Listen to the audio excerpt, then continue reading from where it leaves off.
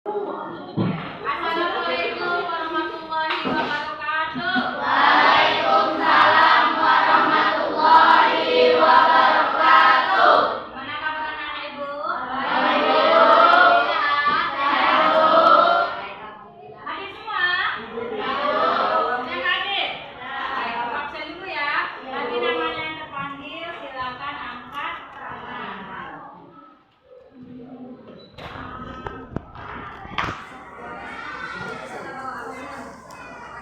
Abdul Diandra, Ahmad Fadli, Anissa Putri, Ansori, Dendi, Afrido, ya anak-anak aja, Elsa, ya, semua aja, Clement, Eldi, Hadir, Bu. Iin Olivia, Hadir, Bu. baik, Ramarianto, Eskil. Nah, baik, sebelum memulai pelajaran ya sebaiknya kita berdoa dulu sebelum mulai kegiatan. Silakan kedua kelas untuk memimpin doanya.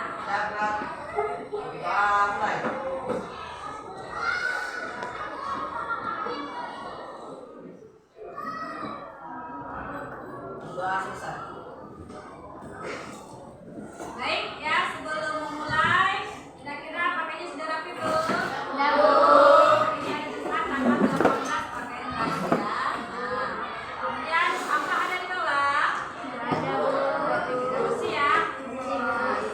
Untuk menambah semangat kamu belajar, marilah sama-sama kita menyanyikan lagu wajib nasional. Ya, silakan kamu berdiri semuanya ya.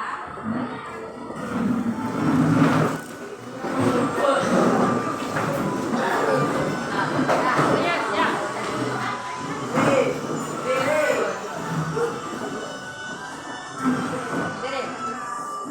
Ya.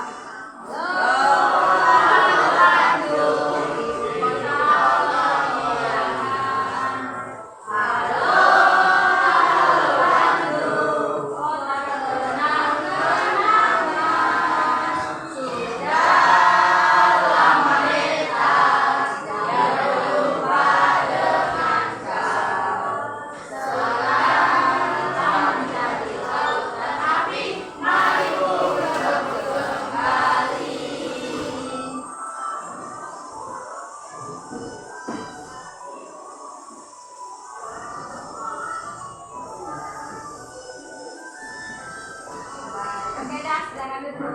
Ya, silakan. Baik ya. Nah, tadi kita sudah sama-sama menyanyikan lagu wajib nasional. Sekarang ibu mau melakukan persepsi terlebih dahulu. Kira-kira kamu masih ingat tidak pelajaran yang minggu lalu? Nah, siapa yang masih ingat pelajaran minggu lalu tentang contoh penerapan sila pada nilai-nilai sila pada Pancasila pertama? Sudah bisa? Ya, silakan berdiri, Nak. Contoh penerapan nilai-nilai Pancasila pertama. 1. Berdasarkan kepada Tuhan. 2. Menghargai dan menghormati sesama agama dan Wah, pintar, memang murid ya. Oke, yang kedua, kira-kira siapakah yang masih ingat contoh penerapan sila kelima? Oh ya, silakan, ayo. berbuat adil sesama temanku. Berbuat adil sama teman kita ya. Baik, itu adalah persepsi tentang pelajaran minggu ya lalu. Nah, sekarang hari ini kita akan belajar materi pada bab 2 ya. Materi bab 2 ini silakan kalian lihat ya, ada beberapa KJ dan tujuan pembelajaran yang harus kalian pahami pada hari ini ya. Nih, ini adalah kompetensi inti yang harus kamu ketahui pada pembelajaran bab 2. Silakan kamu baca saja 1, 2, 3 dan 4-nya. Sudah lihat? Ya. Nah, kemudian selanjutnya ini ada kompetensi dasar. Ya, ada 4 kompetensi dasar yang harus kamu kuasai ketika pembelajaran pada bab 2. Silakan dilihat ya, Anak Ibu. Yang belakang silakan diperhatikan. Oke, sudah? Nah, kemudian ada tujuan pembelajaran. Ada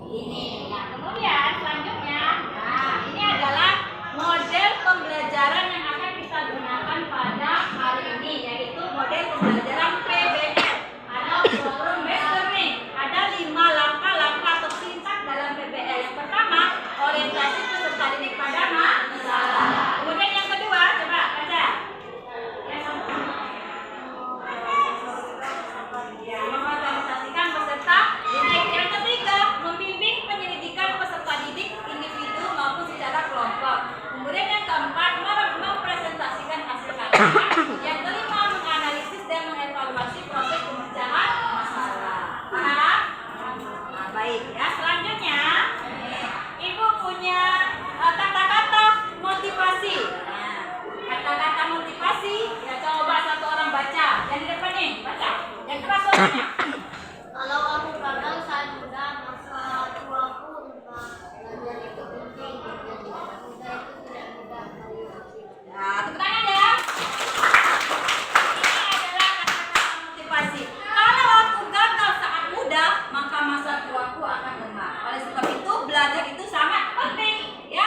Jadi, anak muda itu tidak mudah. Nah, kamu ya hari ini kamu belajar, hari ini kamu melakukan ya memperoleh pendidikannya, menempuh pendidikan akan menentukan masa tua nanti atau ketika kamu dewasa. Oleh sebab itu, ketika masa belajar ini gunakanlah seperti sebaik mungkin ya. Belajar itu penuh pengorbanan, belajar itu penuh keikhlasan ya.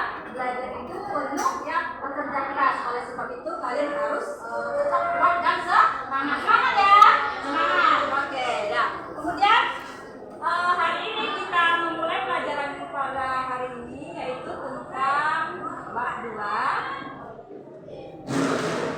Kita masuk pada peta konsep ya. Kegiatan inti kita yang pertama yaitu melakukan literasi numerasi peta konsep terkait materi bab 2 ya.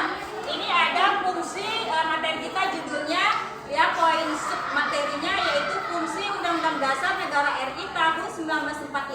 Ada 3 ya fungsi Undang-Undang Negara RI itu. Yang pertama sebagai apa? Alat kontrol. Kemudian yang kedua sebagai, yang ketiga sebagai.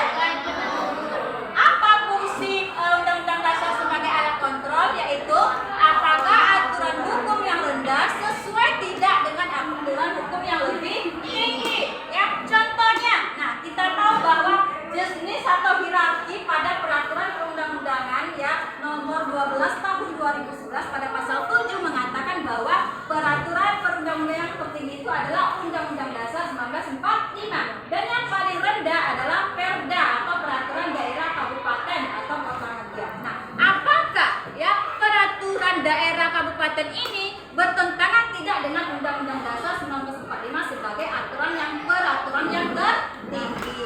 Nah, itu fungsinya sebagai alat kontrol. Paham kira-kira? Nah, kemudian yang kedua sebagai pengatur. Apa maksudnya? Yaitu bagaimana kekuasaan negara dibagi, disusun dan dilaksanakan. Nah, kamu masih ingat tidak pembelajaran waktu di kelas 7 pembagian kekuasaan ada 3 ya?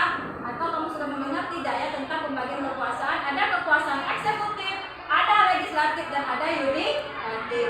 Kekuasaan eksekutif itu adalah kekuasaan menjalankan undang-undang yang dijalankan oleh presiden.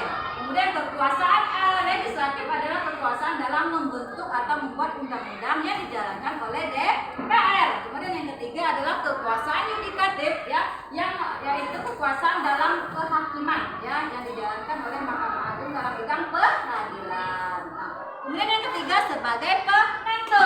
Apa fungsi undang-undang sebagai penentu? Yaitu sebagai penentu hak dan kewajiban negara, aparat negara dan warga negara. Kamu harus tahu apa sih ya hak kamu sebagai warga negara, atau apa sih kewajiban kita sebagai warga negara kepada negara. Nah, contoh dari kewajiban warga negara atau kita kepada negara salah satunya adalah membayar pajak.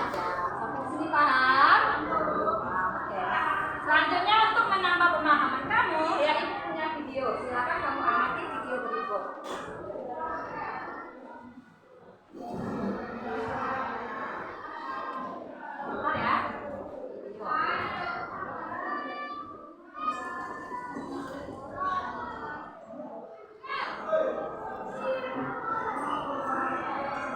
Silakan kamu amati.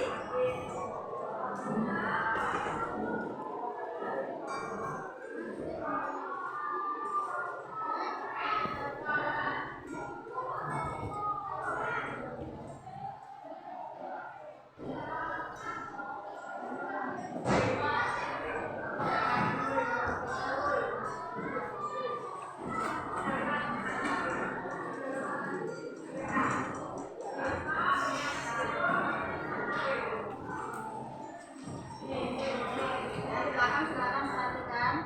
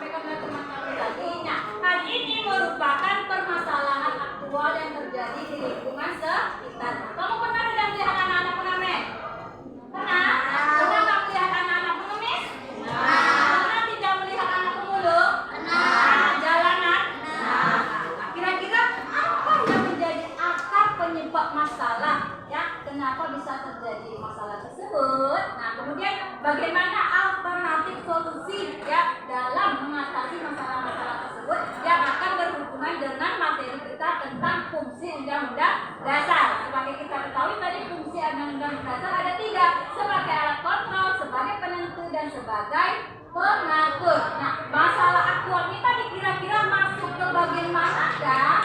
Nah, untuk menjawab itu nanti kita lakukan diskusi ke kelompok ya.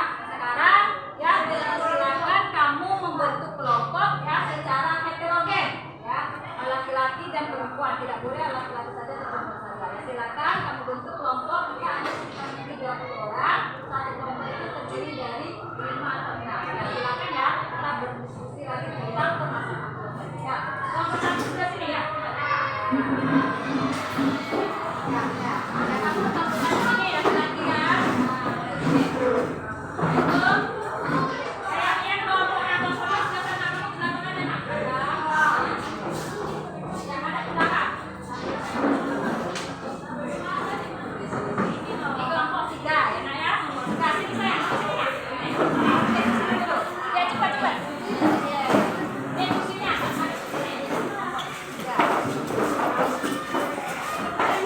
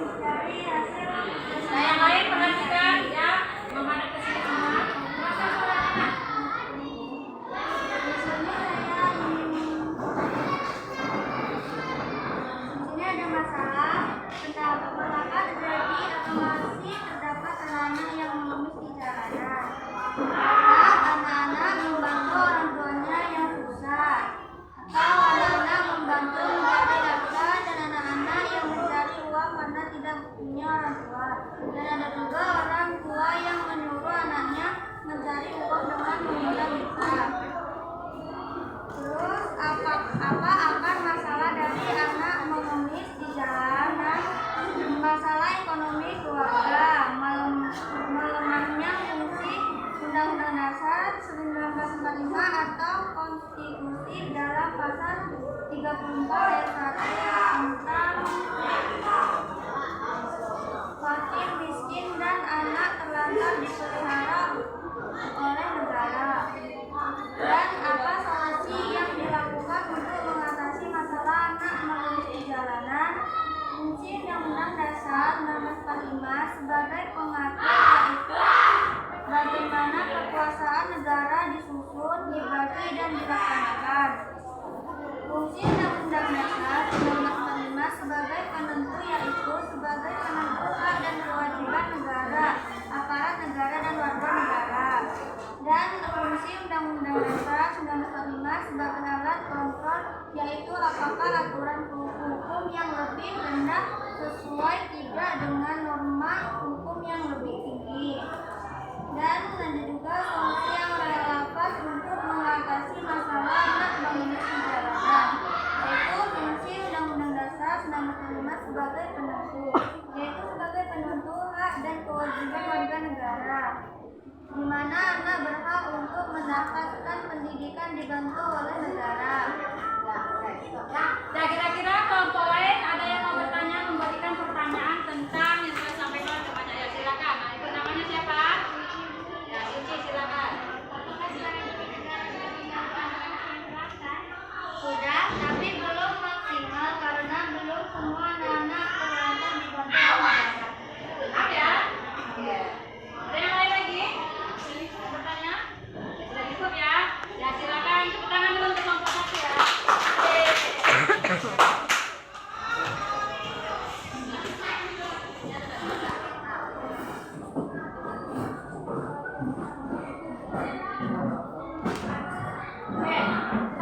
Nah tadi kelompok satu sudah tampil mempresentasikan hasil diskusinya. Nah kira-kira dari satu contoh masalah tadi tentang anak yang mengemis di jalanan, ya, kira-kira apa akar penyebab masalah terjadinya anak-anak yang mengemis, anak-anak yang menjadi pemulung, kemudian anak-anak yang jadi pengamen? Apa akar penyebab masalahnya? Yaitu melemahnya fungsi Undang-Undang Dasar 1945.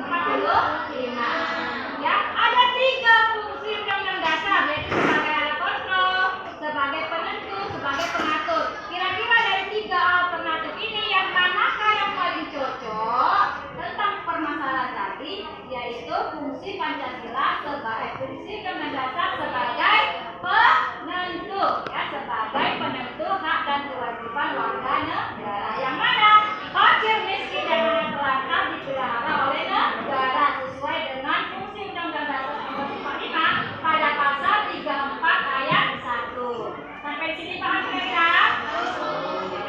Nah, baik, kalau sudah paham ya, hari ini kita cukupkan sampai di sini. Kita beri tepuk tangan dulu untuk kelompok yang hadir. Nah, kemudian